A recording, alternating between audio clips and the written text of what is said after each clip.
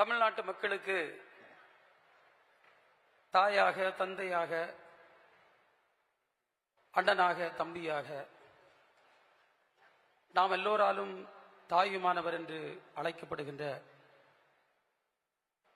தமிழினத்தின் பாதுகாவலர் நம்முடைய அன்பு தலைவர் மாண்பு முதல்வர்கள் உள்ளிட்ட அவையோருக்கு என்னுடைய வணக்கத்தை தெரிவித்து, இந்த அற்புதமான நிகழ்ச்சி கனவுகள் மெய்ப்படும், உங்கள் கனவுகளை சொல்லுங்கள் என்று தலைவர் அவர்கள் தமிழ்நாட்டு மக்களை இல்லந்தோறும் தட்டி எழுப்பி கேட்டார்கள். எங்களிடத்திலும் கேட்டார்கள். எங்களுடைய கனவு என்ன? நாங்கள் விவசாயத்தை பொறுத்தவரையில் economically viable, environmentally responsible agriculture, லாபகரமான சுற்றுச்சூழலுக்கு பொறுப்பான விவசாயம் என்கின்ற அற்புதமான ஒரு கோட்பாட்டை ஒரு கனவாக இந்த துறை கொண்டிருக்கிறது. அப்படி என்றால் என்ன? எப்படி லாபகரத்தை நாங்கள் உருவாக்குகின்றோம்? விவசாயம் லாபமாக ஏன் இருக்க வேண்டும்? அன்புக்குரிய நண்பர்களே, 2-3 மாதங்களுக்கு முன்னால் நான் திருவண்ணாமலைக்கு சென்றிருந்தேன். அங்கு விவசாய பெருங்குடி மக்கள் கூடினார்கள். அவரிடத்தில் நான் கேட்டேன், உங்களுக்கு என்ன குறை இருக்கிறது என்று. எந்த பேச்சும் வரவில்லை. நான் திரும்பவும் கேட்டேன், யாரும் பதில் சொல்லவில்லை.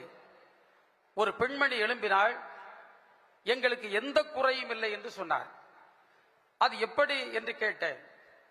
அவர் சொன்னார், மாண்புமிகு முதல்வர்கள் பொறுப்பேற்றார்கள், எங்களுக்கு பாலுக்கு 3 ரூபாய் விலை உயர்வு தந்தார்கள்.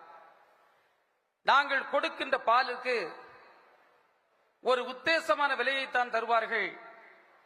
அதில் இருக்கக்கூடிய அந்த தரத்திற்கேற்ற விலை கிடைப்பதில்லை. அந்த சூழலை மாற்றுவதற்கு இன்றைக்கு நீங்கள் ஸ்பாட் அக்னாலஜ்மெண்ட், நாங்கள் பாலை கொண்டு வந்தால் அதனுடைய தரத்தை பார்த்து, அதனுடைய அளவை பார்த்து, எலக்ட்ரானிக் மெஷின் மூலமாக உடனடியாக பில்லை தருகின்ற ஒரு அற்புதமான திட்டத்தை கொண்டு வந்திருக்கின்றார். எங்களுக்கு பாலுக்கான விலை கிடைக்கிறது என்று சொன்னார். நாங்கள் கடன் கேட்டு வங்கிகளை கதவை தட்டுவோம், எங்களை மதிக்க கூட மாட்டார்கள். இன்றைக்கு கடனை தருகின்றார் என்று சொன்னார்கள், வட்டியும் குறைத்திருக்கின்றார் என்று சொன்னார்கள். அன்புக்குரிய நண்பர்களே, 15% என்று தேசியமயமாக்கப்பட்ட வங்கியில் இருந்த வட்டி 9% குறைக்கப்பட்டது. எந்த அளவிற்கு அந்த ஏழைக்கு பயன்பட்டிருக்கிறது என்பதை என்னால் புரிய முடிந்தது. கடந்த காலங்களில் 5 கோடி கூட கடன் வழங்கப்படாத நிலை ஆண்டொன்றுக்கு இருந்த நேரத்தில், இப்போது இந்த இடைப்பட்ட காலத்தில் 1480 கோடி ரூபாய், 1480 கோடி ரூபாய், 5 கோடி எங்கிருக்கிறது, 1400 கோடியும் எங்கிருக்கிறது? அந்த திட்டம் மக்களை சென்றடைந்திருக்கிறது என்பதை பெண்ணின் வாக்குமூலத்தின் மூலமாக என்னால் உணர்ந்து கொள்ள முடிந்தது. அது மட்டுமல்ல, இன்றைக்கு சிறு பால் பண்ணைகள் 5000 அமைப்பதற்காக இளைஞர்களை ஊக்கப்படுத்தி அந்த திட்டம் ஒரு பக்கத்தில் நடைபெற்றுக் கொண்டிருக்கிறது. இந்த பால் உற்பத்தியை பெருக்குகின்ற நேரத்தில் அதை கையாளுகின்ற திறன் பெருக வேண்டும் என்பதற்காக கட்டமைப்புகளை 70 லட்சம் லிட்டர் கையாளுகின்ற அளவிற்கு இன்றைக்கு உயர்த்துகின்ற பணியை நம்முடைய மாண்பு முதல்வர் ஒரு கனவோடு இன்றைக்கு நிறைவேற்றிக் கொண்டிருக்கின்றார் சொன்னால் அதுதான் சாதனை. அன்புக்குரிய நண்பர்களே, இன்றைக்கு மீனவ பெருங்குடி மக்களை எடுத்துக்கொண்டால், நாம் எங்களுடைய கனவு ரெசிலியன்ட் கோஸ்டல் எக்கானமி, நிலைத்த திறன் கொண்ட கடலோர பொருளாதாரம்.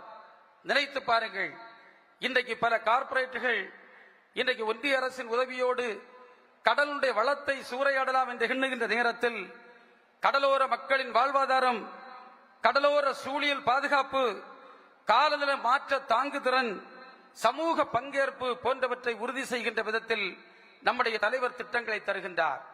ஒரு உதாரணத்தை நான் சொல்ல வேண்டும் என்று சொன்னால், அன்புக்குரிய நண்பர்களே, கன்னியாகுமரி மாவட்டம் தேங்காய்பட்டினத்தில் ஒரு துறைமுகம் ஏற்படுத்தப்பட்டது. அந்த துறைமுகம் தலைவர் கலைஞருடைய காலத்தில் அடிக்கல் நாட்டப்பட்டு நிதி ஒதுக்கீடு செய்யப்பட்டு கடந்த அதிமுக ஆட்சி காலத்தில் நிறைவேற்றப்பட்டது. அது இருந்த ஒரு டெக்னிக்கல் ஃபிளா காரணமாக ஒரு குறிப்பிட்ட ஒரு சில ஆண்டுகளில் 28 மீனவ சகோதரர்கள் மீன் பிடிக்க அந்த துறைமுகம் வழியாக சென்ற நேரத்தில் அவர்கள் மரணத்தை தழுவிய கோர சம்பவம் நடைபெற்றது. நம்முடைய தலைவருடைய ஆட்சி வந்தது.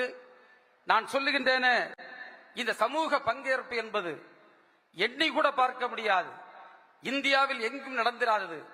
தமிழ்நாட்டில் இருக்கக்கூடிய IIT, NIOT, CWPRS என்கின்ற 3 வல்லுநர் அமைப்புகளையும் அந்த ஊருக்கு 2 முறை அனுப்பி அந்த ஊரில் இருக்கக்கூடிய மீனவ சமூகங்களை அழைத்து பேசி அவர்களிடத்தில் கருத்துக்களை கேட்டு அந்த கருத்தின் அடிப்படையில் ஒரு விரிவாக்க திட்டத்தை உருவாக்கி 253 கோடி ரூபாய் ஒதுக்கீடு செய்து 2022க்கு பிறகு ஒருவர் கூட மரணமடையாத ஒரு சம்பவத்தை இந்த அரசு சாதித்து காட்டியிருக்கிறது. 2 தினங்களுக்கு முன்னால் ஒரு பெண்மணி என்னை சந்தித்தார். அவர் சொன்னார், தம்பி, இதை நீங்கள் 10 ஆண்டுகளுக்கு முன்னால் செய்திருந்தால் என்னுடைய 2 பிள்ளைகள் பாதுகாக்கப்பட்டிருக்கும். அந்த பெண்மணியினுடைய 2 பிள்ளைகள் அந்த துறைமுக அந்த கழிமுக வாயிலில் அவர்கள் இறந்த சம்பவத்தை கோடிட்டு காட்டினார். இதுதான் இந்த அரசு சமூக பங்கேற்பு என்பதை வார்த்தைகளால் அல்ல, அவர்கள் ஒவ்வொன்றிலும் கடைபிடிக்கின்றார்கள் என்பதற்கு எடுத்துக்காட்டாக என்னால் சொல்லக்கூடிய ஒரு சூழ்நிலை. எனவே தலைவர் கலைஞர் அவர்கள் இன்றைக்கு தந்திருக்கக்கூடிய இந்த கனவு என்பது ஒவ்வொரு துறையிலும் நிறைவேற்றப்படுகின்ற விதத்தில் அற்புதமான திட்டங்கள் இன்றைக்கு தந்து, அது நாங்கள் அல்ல, மக்களே புன்முகத்தோடு நகைப்போடு அவர் மகிழ்ச்சியோடு அதை சொல்லித்தான் இன்றைக்கு நம்முடைய முதல்வர்களை தாய்மானவர் என்று கூறுகின்றார்கள். நான் பேசினால் மணிக்கணக்கில் பேச வேண்டும். எனக்கு தந்திருக்கக்கூடிய நேரம் 5 நிமிடமாகையால் நான் இதனுடைய உரையை முடித்துக் கொண்டு, இப்படிப்பட்ட ஒரு அற்புதமான தலைவரின் கீழ் பணியாற்றியதை பெரும் பேராக நாங்கள் எல்லாம் கொள்ளுகின்றோம் என்று கூறி வணங்கி விடைபெறுகின்றேன். வணக்கம்.